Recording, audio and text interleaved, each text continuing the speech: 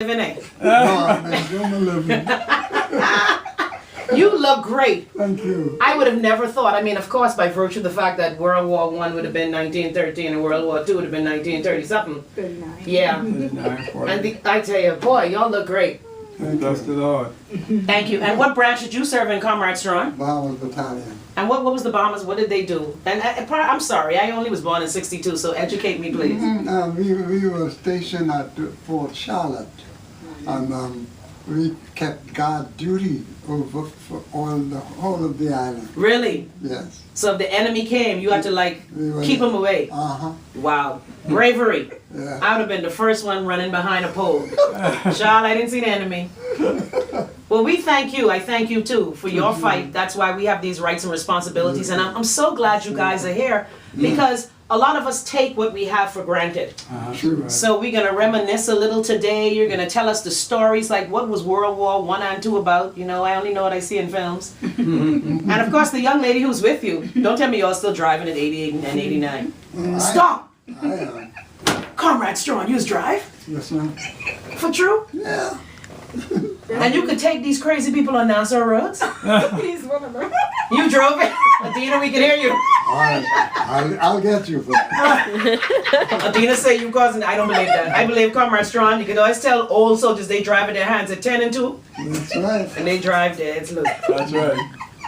So you still drive? No, he said you don't drive. You don't drive? Oh, I believe you got a sports car. Comrade Strong, look like you got that, you know, little Sim-Sima in him. I still drive. So Reverend Monroe, you still drive too? I still drive. Wow. And I don't need my glasses to drive, to see to drive. Boy, look here. Lord, I need to age like y'all. Y'all give me hope. So, the young lady, you brought these gentlemen here. You were the one who told me about what's happening. So, introduce yourself.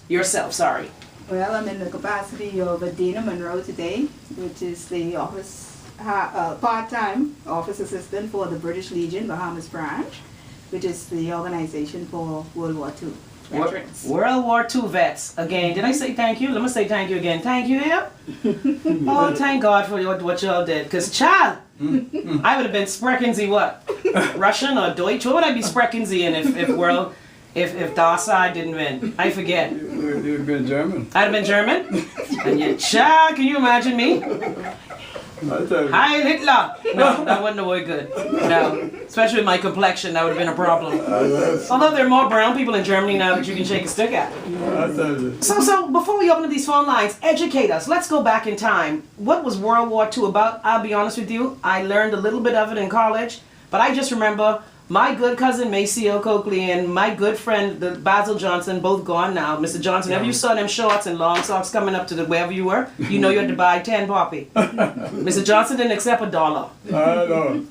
So tell us, it's more than just the red poppies in November. Give us a bit of a background, Comrade Monroe or Comrade Strong. Educate me, because I know plenty of people don't know what's going on with why we remember in November. The poppies are sold to assist the veterans now alive and their widows. And it happens only once a year around this time. Mm-hmm. And it's to help to give assistance to those who are still alive. How many vets do we have here in the Bahamas? How many? I mentioned Basil Johnson and Maceo Coakley, they're both gone. Yes. How besides you guys? I know my aunt was in the war. I don't know if that counted with women. Ruth Clark Goodrich. And Yes. Yeah. And BTS. yeah. So how many of us exist? How many of you are here in the Bahamas? Do you know? Adina, do you know? What's the count? Well, what is happening now, the depot on Blue Hill Road, that's the headquarters, that was damaged by a bus in 2008.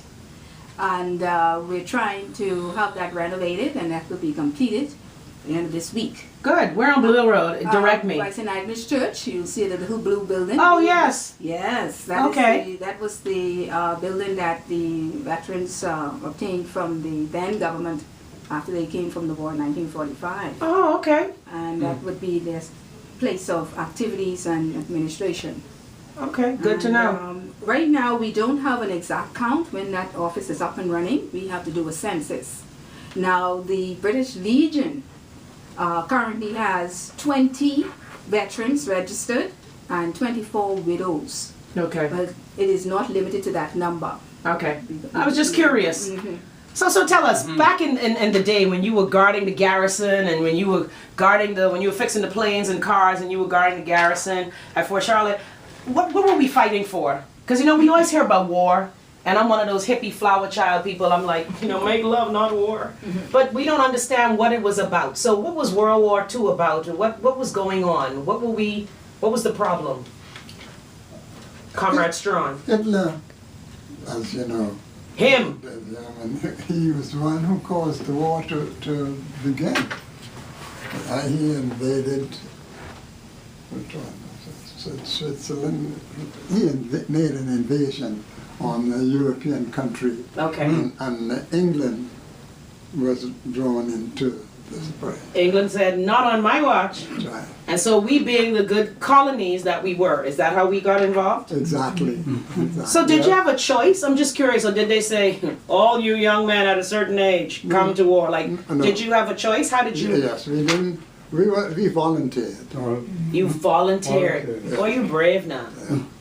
You didn't stand behind nobody. I'd push a cousin or something to No go way. volunteer. No, I just went in. I was happy to join. How old would you have been, sir? Right. 20. 20 years old. And you said, I'm going to fight for Mother England. I'm going to help in the war. That's right. Wow. Amazing. So again, when you decided to join, what about you, Comrade Monroe? What made you, since it was you volunteered as well, I guess? Yes, I did. Actually, I was fully employed, and I resigned from my program. What were you doing, may I ask? Because I know you're a reverend now, Big Baptist reverend. What were you then? Well, I was in charge of, I was running actually a drugstore for a company here in the Bahamas. Oh, okay. And I resigned my position to join the Royal Air Force during the war. Okay. Yes. Good to know.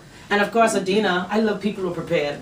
World War II began in September 1939. Lord, mommy, anyway, let me not say that. When Germany, led by Adolf Hitler, attacked Poland. I tell you. Great Britain then inducted a call to all men between the ages of 20 and 40 to enlist in the military services.